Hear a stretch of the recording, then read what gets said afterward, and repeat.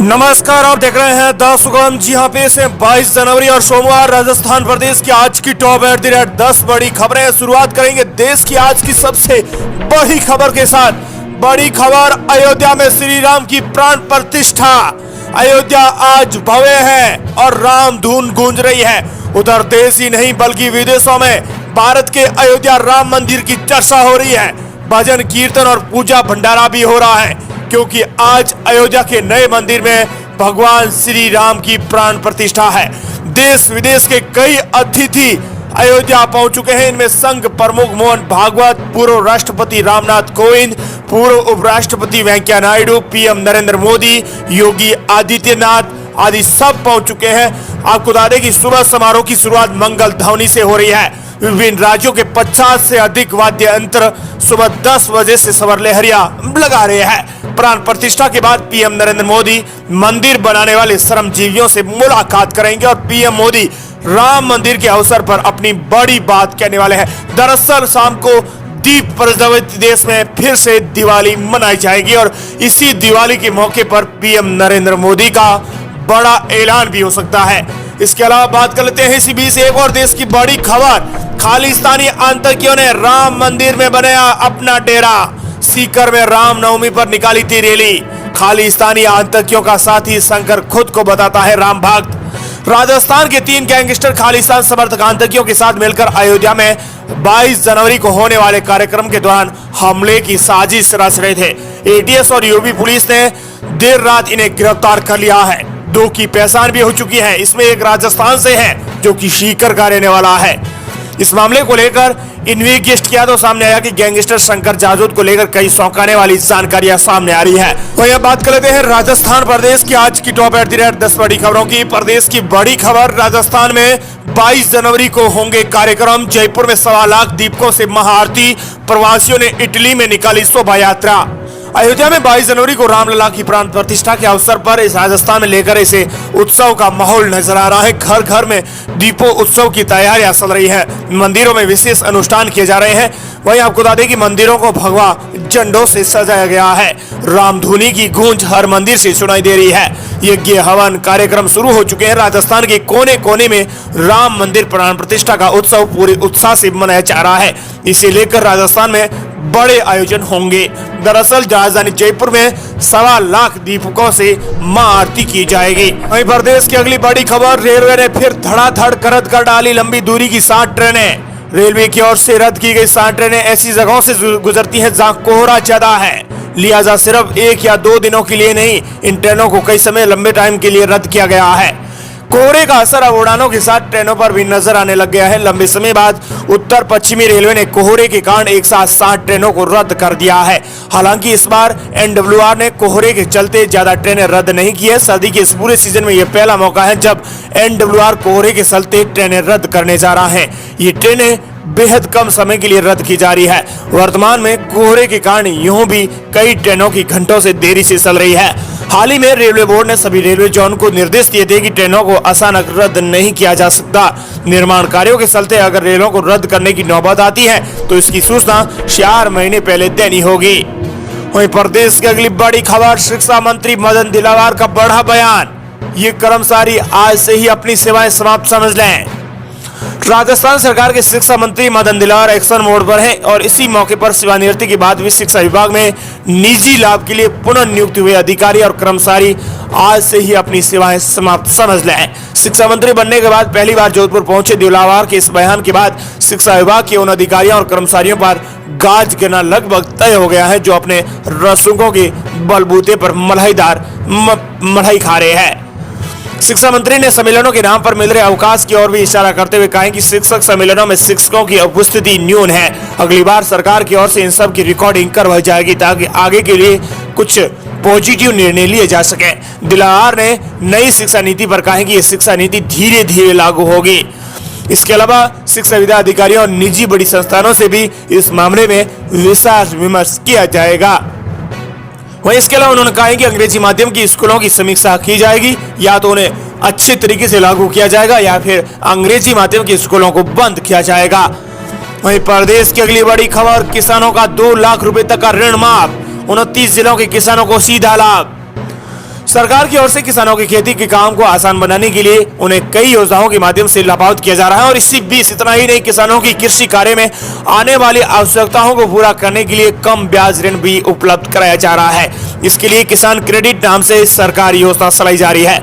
इससे किसान जिला सहकारी बैंक और अधिसूचित प्राइवेट बैंक से ऋण प्राप्त कर सकते हैं। राज्य के जिन लघु एवं सीमांत किसानों ने ऋण ले रखा है वे किसी कारणवश ऋण का भुगतान नहीं कर पा रहे हैं, जिनके लिए प्रदेश की सरकार ने ऋण माफी की योजना बनाई है। इसके तहत किसानों का 2 लाख रुपए तक का ऋण माफ किया जाएगा।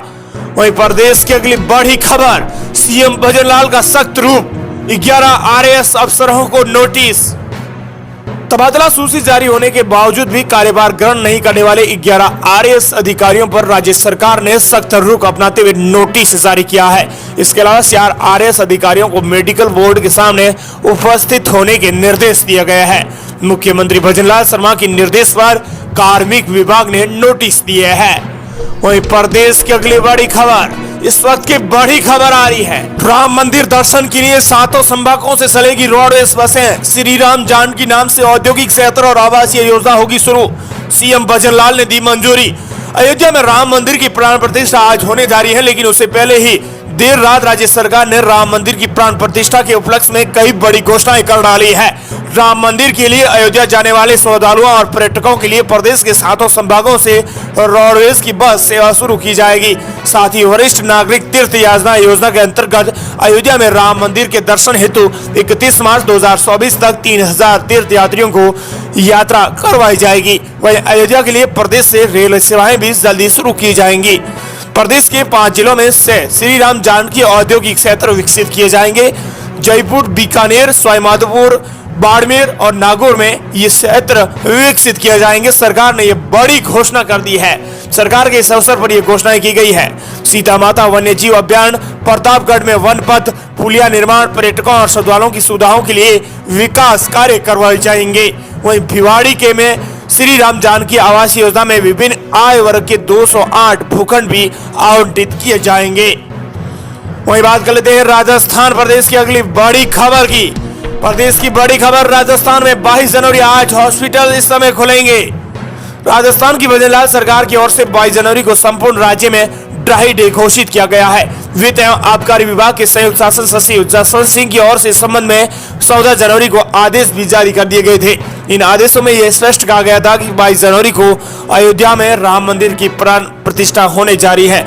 इसे दृष्टिगत रखते हुए संपूर्ण प्रदेश में सूखा दिवस रहेगा, अर्थात प्रदेश में शराब की दुकानें 22 जनवरी को बंद रहेंगी।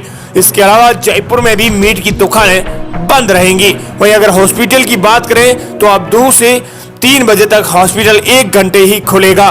पहले यह समय सुबह 9 बजे से 11 बजे तक निर्धारित किया गया था। वहीं प्रदेश की अगली बड़ी खबर, राजस्थान में आज सूखा दिवस। भजनलाल सरकार ने 22 जनवरी को मांस मछली की बिक्री पर लगाई रोक, दुकानें खुली तो होगी एक्शन।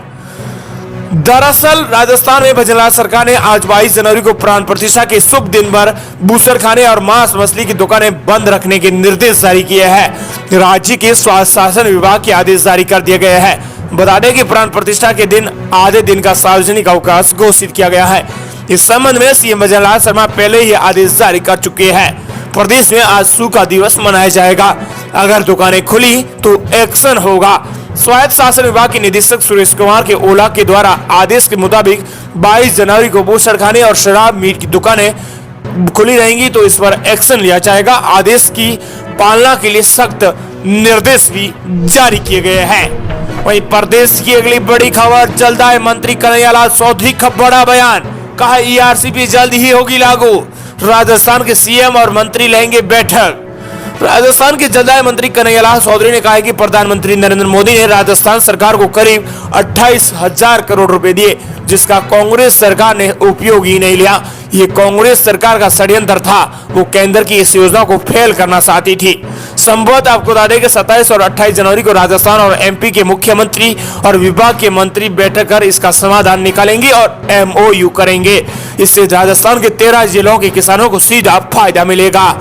वहीं प्रदेश की अगली बड़ी खबर, राघवाचार्य बोले आजादी की लड़ाई से बड़ा था राम मंदिर आंदोलन। अयोध्या के मुसलमान भी चाहते थे कि यहाँ पर मंदिर बने।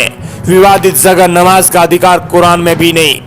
अयोध्या में 22 जनवरी आज भगवान राम के मंदिर में उनकी प्राण प्रतिष्ठा होने जा रही है। सीकर के रेवासा पीठाधीश्वर संत राघवाचार्य महाराज को उत्सव में शामिल होने का निमंत्रण मिला है। महाराज का कहना है कि राम जन्मभूमि का आंदोलन भारत की आजादी के आंदोलन से भी बड़ा था। जितने लोगों ने आजादी के लिए आंदोलन को लड़ा, उससे ज्यादा लोगों की भागीदारी इस आंदोलन में थी। इसी दौरान महाराज ने कहा है कि अयोध्या के मुसलमान भी ये चाहते थे कि यहाँ पर राम मंदिर बने। वही प्रदेश की अगली बड़ी खबर, राजस्थान के 8 जिलों में शीतलहर और कोहरे का अलर्ट जारी। राजस्थान में कड़ाके की सर्दी से फिलहाल लोगों को राहत नहीं है। उत्तर बाहर से आ रही जेट स्ट्रीम विंड के कारण पूरे प्रदेश में गलन और ठिठुरन बढ़ गई है। दिन का तापमान सामान्य से 10 डिग्री जबकि रात का तापमान सामान्य से 5 डिग्री सेल्सियस नीचे आ गया है। बीकानेर, गंगानगर, हनुमानगढ़, चूरू और झुंझुनू के एरिया में आज सुबह से ही घना कोहरा सा रहा है।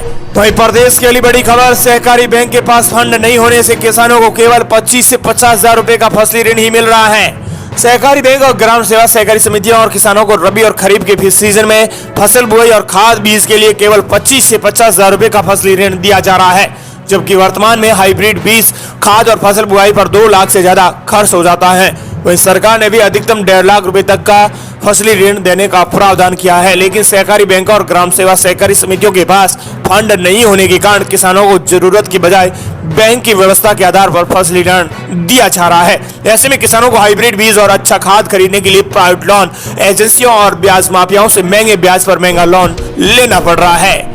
इति राजस्थान प्रदेश की आज की टॉप 10 बड़ी खबरें।